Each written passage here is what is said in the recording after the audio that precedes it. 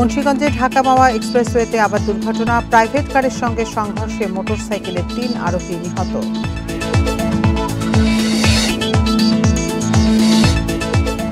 ডাকসু নির্বাচনে ৪৬২ জনের প্রার্থিতা প্রাথমিকভাবে বৈধ ঘোষণা, বিভিন্ন ত্রুটিতে স্থগিত ৪৭ জনের আবেদন।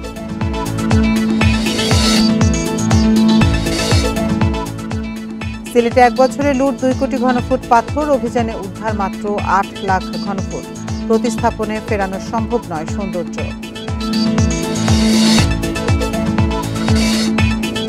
কুমিল্লার B6 শিল্পনগরী এলাকায় তরুণকে পিটিয়ে হত্যা, চাঁদাবাজির অভিযোগে আটকে রেখে মারধর।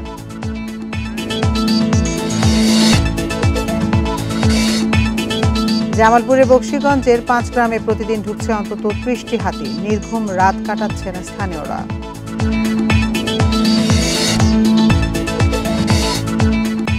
যশোরের ভবদহের জলাবদ্ধতায় ক্ষতির মুখে ১৪,০০০ হেক্টরের আমন, কৃষকের ৪০০ কোটি টাকা লোকসানের আশঙ্কা।